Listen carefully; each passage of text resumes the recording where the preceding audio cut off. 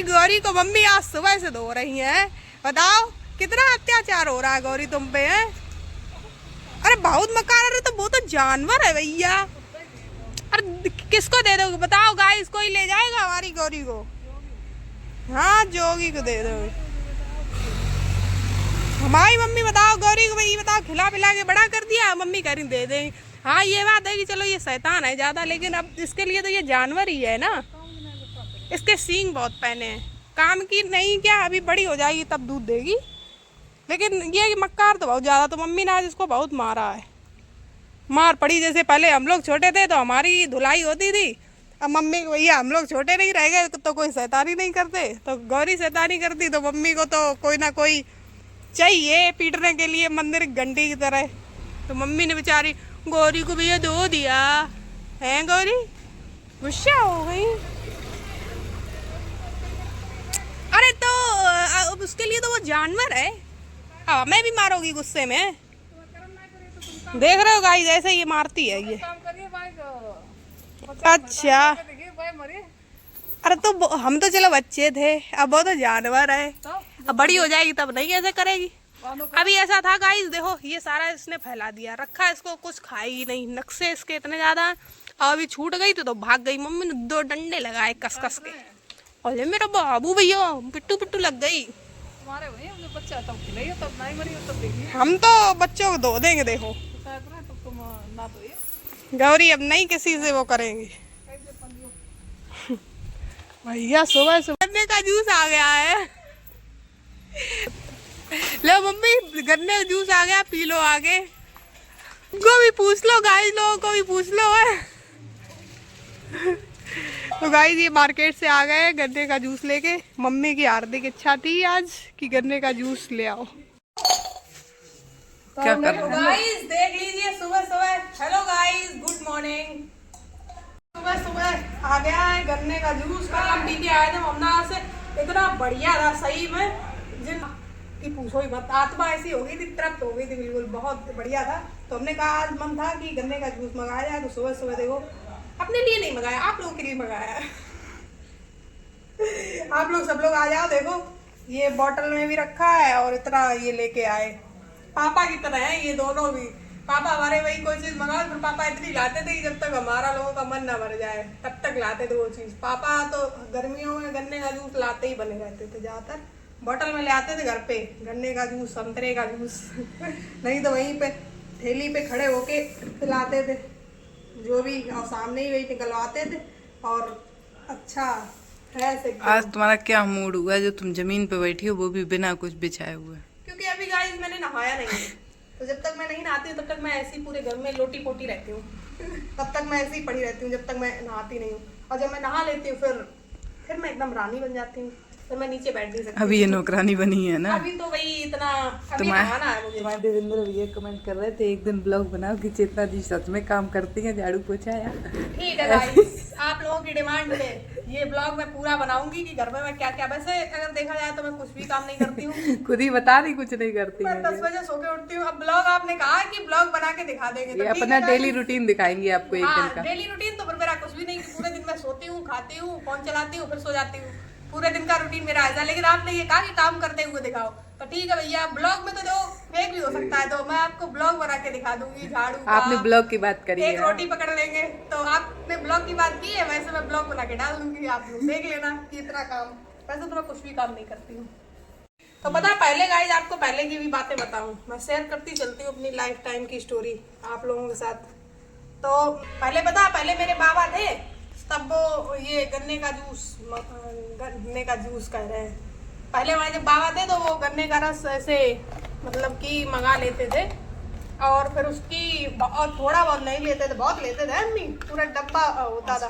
गन्ने का वही सीजन आता था तो हमारे बाबा थे गन्ने का रस मंगा लेते थे, इतना बड़ा डब्बा मंगा लेते थे।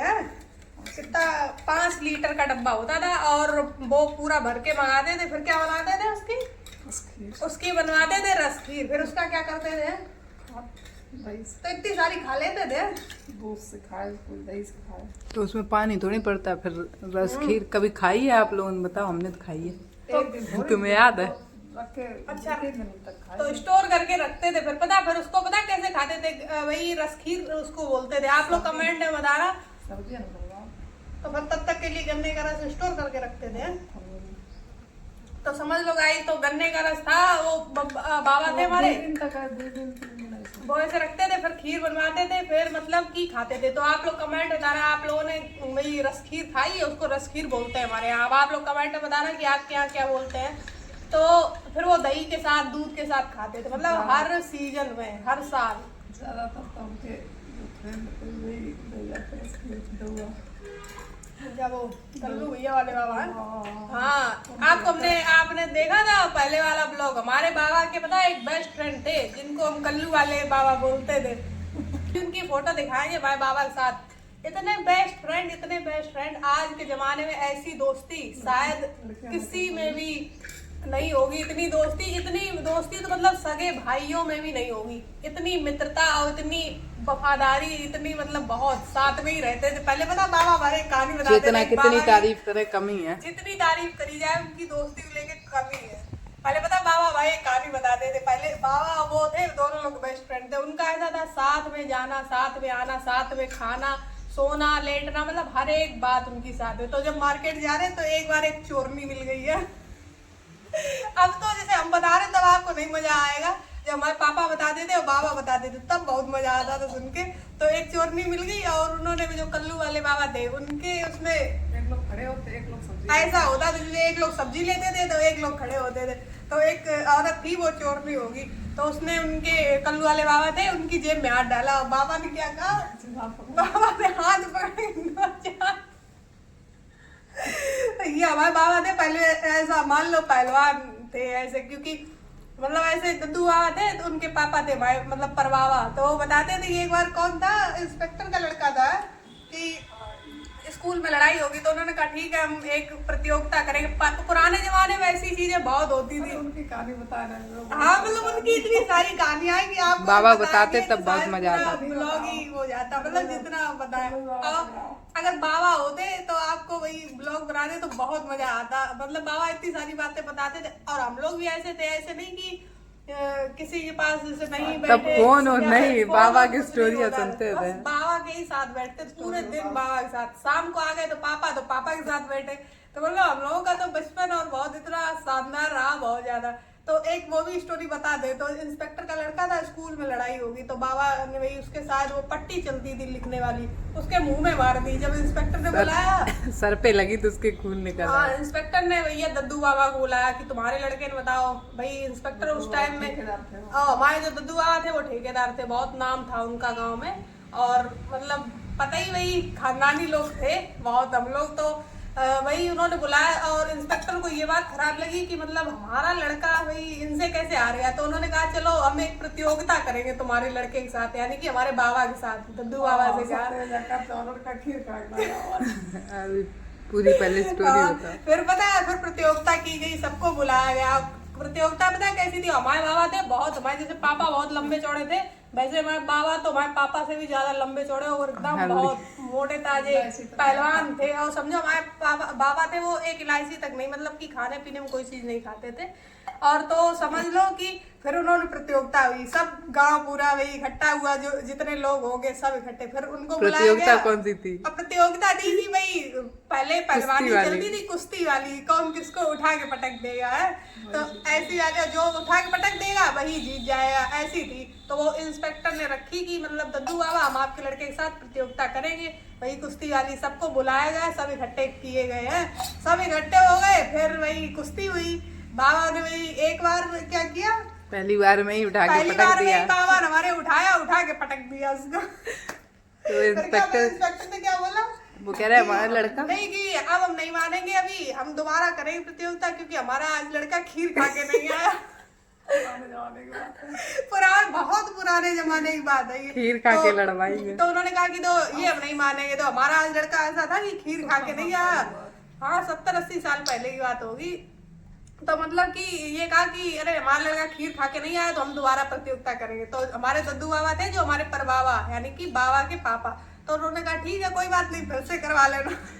फिर प्रतियोगिता हुई दोबारा, फिर इकट्ठे किए गए सब लोग, फिर वही कुश्ती हुई। फिर बाबा क्या कहते हैं, हमने 2 बार उठा के पटक दिया उसको।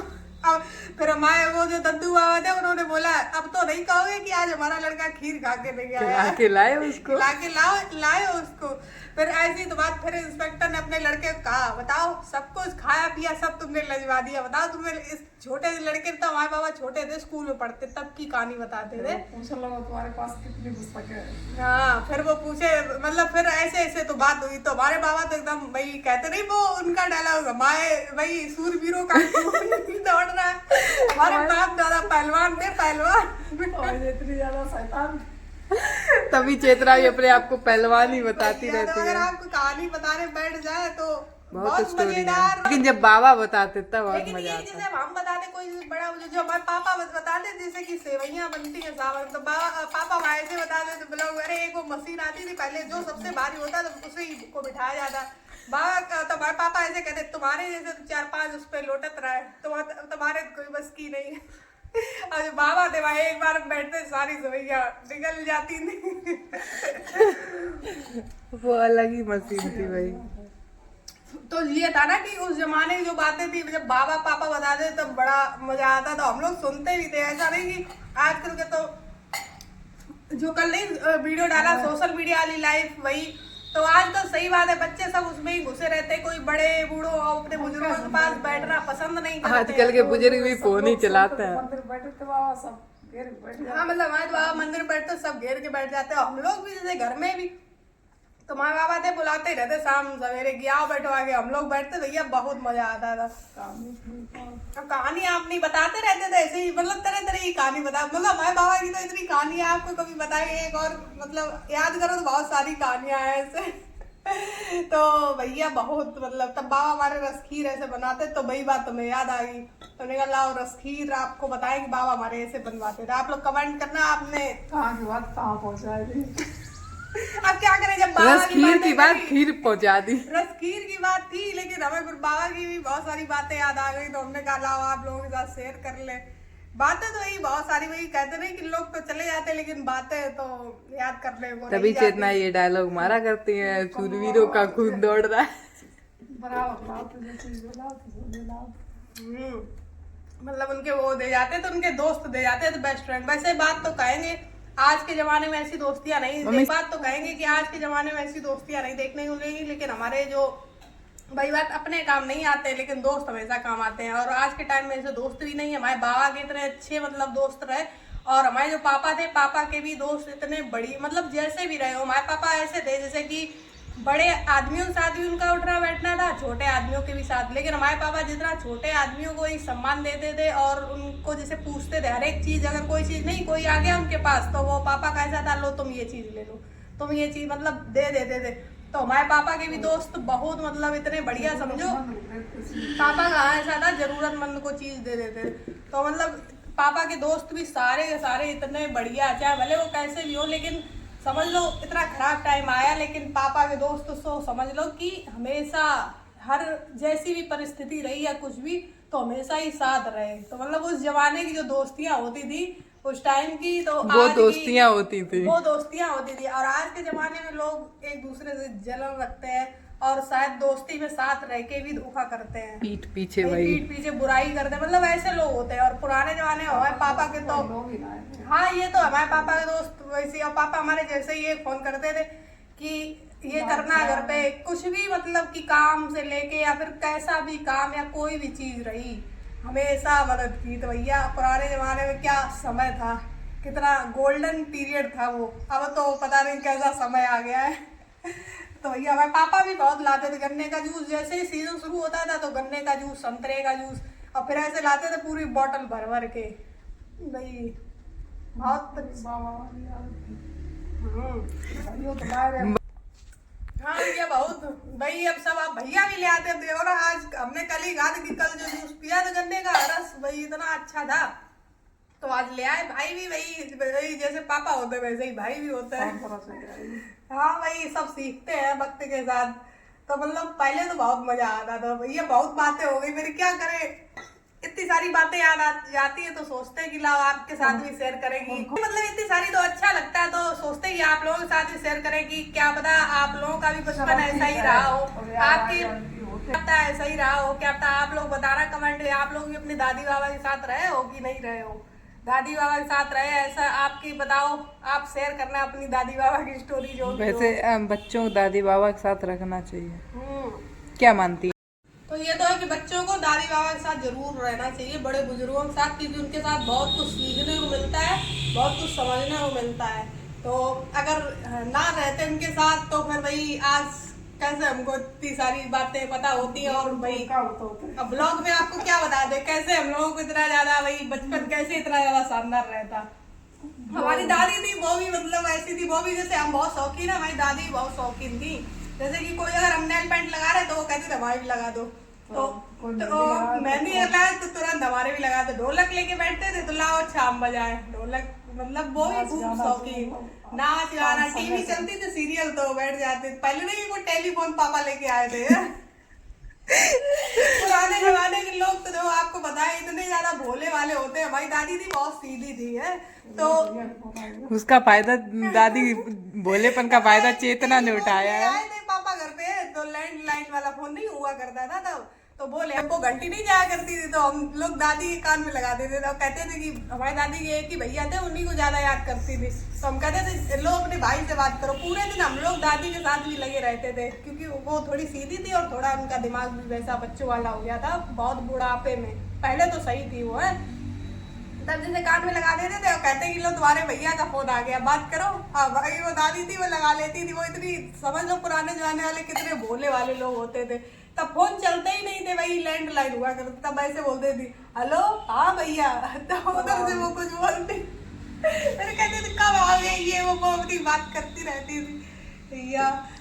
बहुत अगर चीजें याद करो किसी दिन आपको हम अपनी एल्बम दिखाएंगे, हमारे घर में एल्बम रखी बहुत सारी फोटोज रखी है।